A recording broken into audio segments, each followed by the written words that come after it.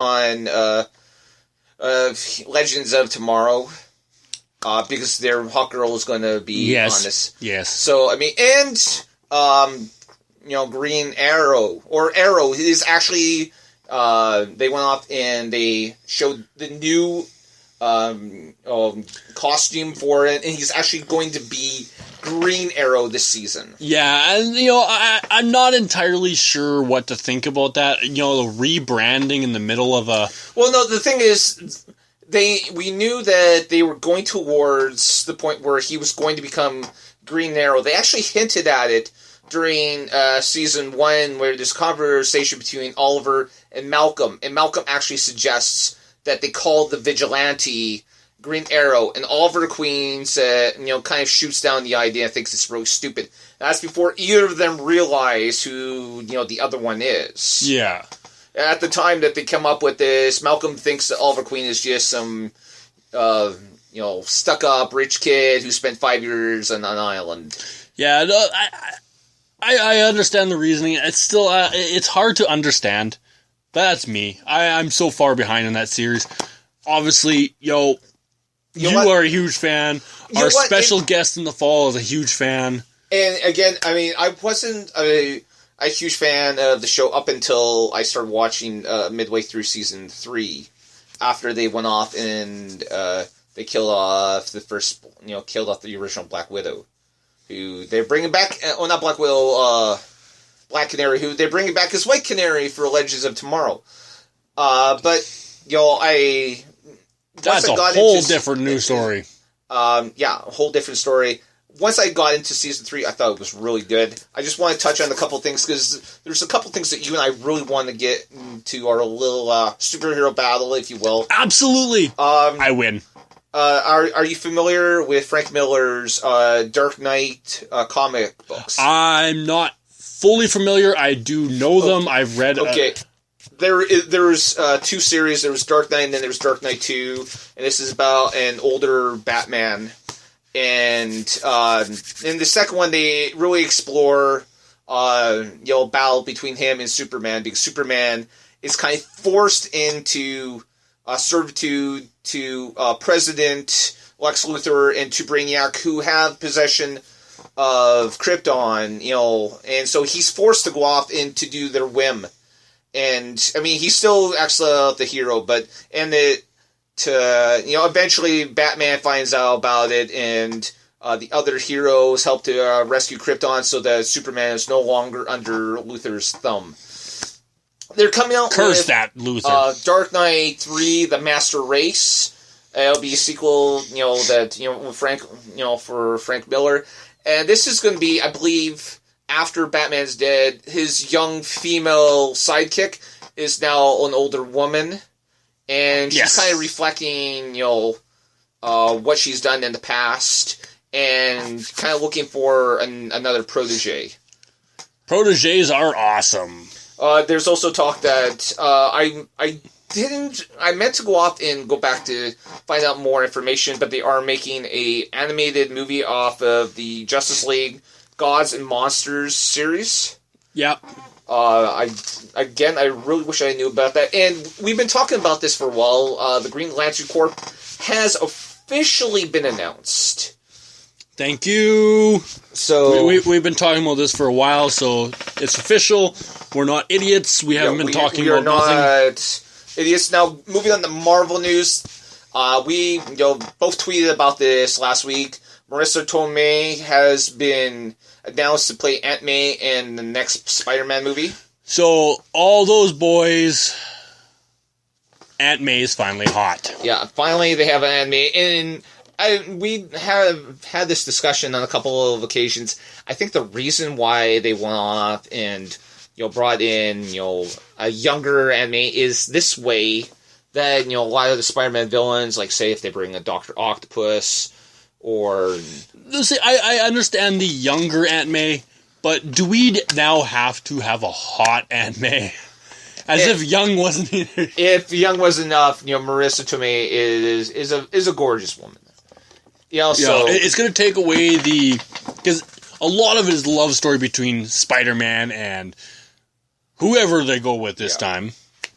Which I don't think they've yet to reveal which direction they're going there. Well, all we know is that this Peter Parker will be a high school age Peter Parker. So probably Gwen Stacy.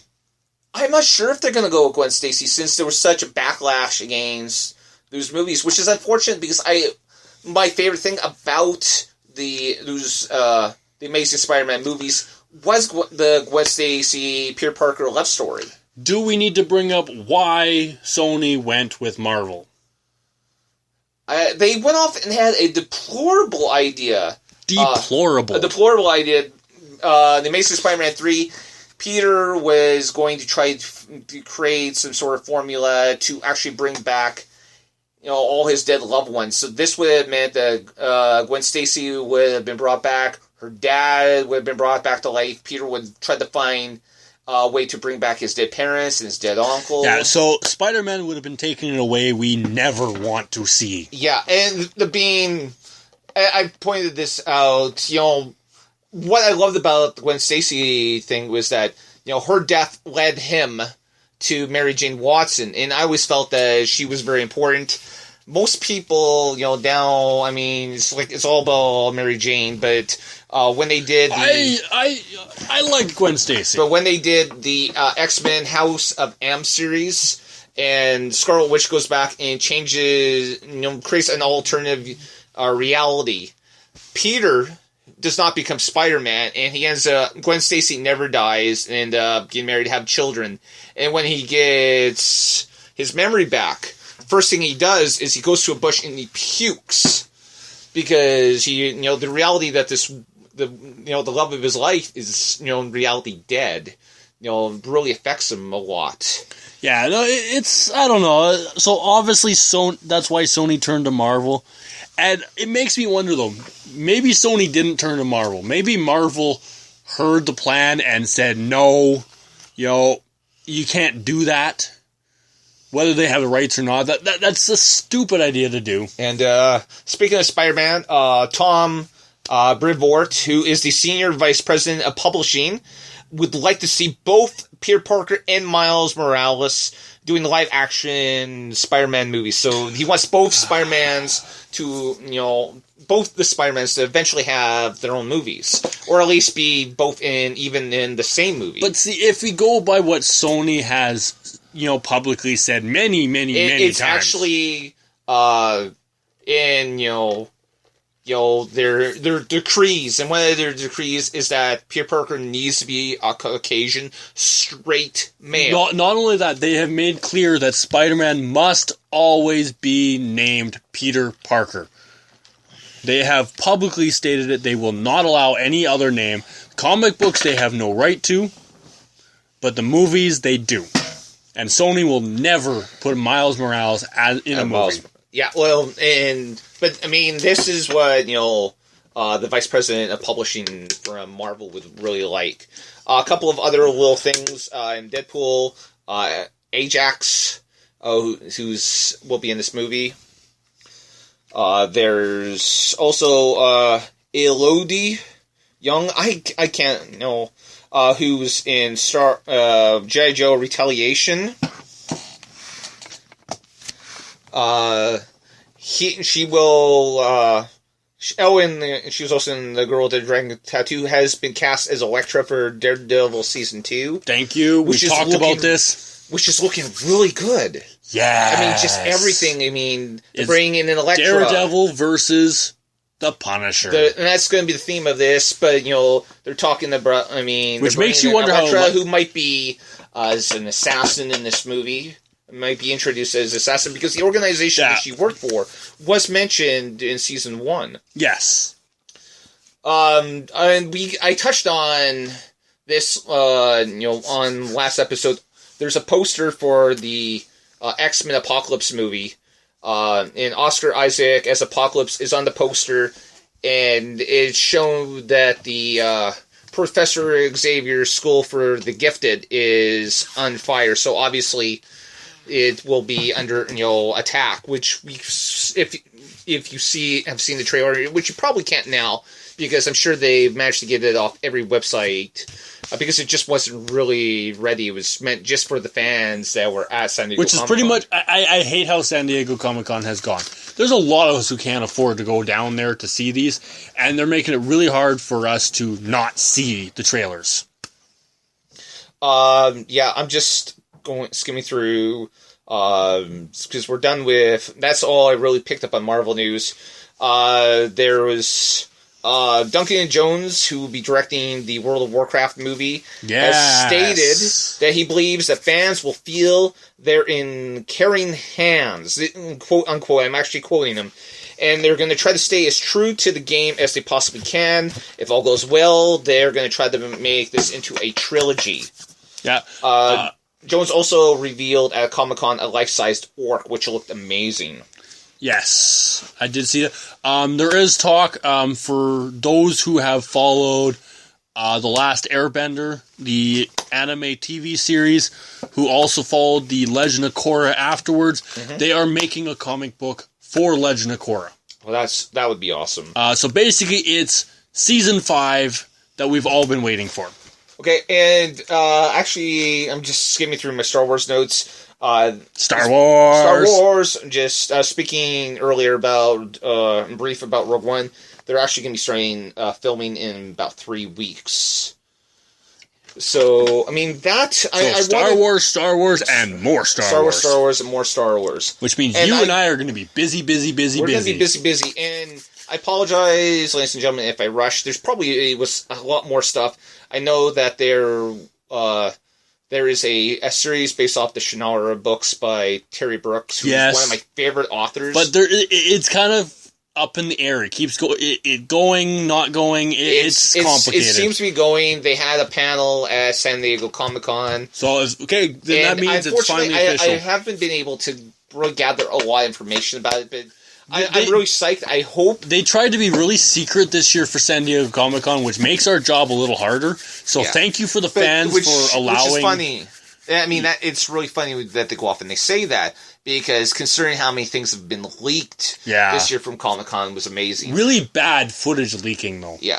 But again, part of the reason why I've kind of been rushing through all this is that we wanted to go off and we wanted to talk about our opinions on superheroes and who we feel is the greatest superhero. Actually, before we go there, I think Captain just pointed something out. We want to talk about the greatest loss in our field, in our lives. It's a really hard one.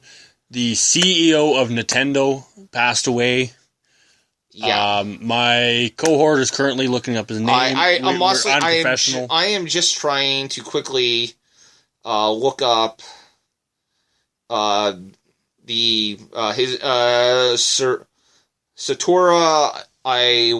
Iwata. I apologize, but yeah, he was the CEO. This is a guy who not only worked doing games, but he lived doing games. He lived doing games, and he's responsible for a lot of the he greatest called himself a gamer. And it wasn't just that he built the games and did all that. He called himself one of us. He is responsible for a lot of the most iconic characters in Nintendo. Yeah. The Mario Brothers and the Legend of Zelda and probably countless others that we... He has regrown the company, and it is going to be a great loss. Absolutely. It sounds like his death was really unforeseen. I don't remember exactly how he died, but it sounds like... Yeah. It was a sudden thing. Very sudden. So, unfortunately, we lost a great... Unfortunately, we do talk about things like that a lot. Yeah, it's kind of a sad thing. I mean, a lot of our idols are getting older.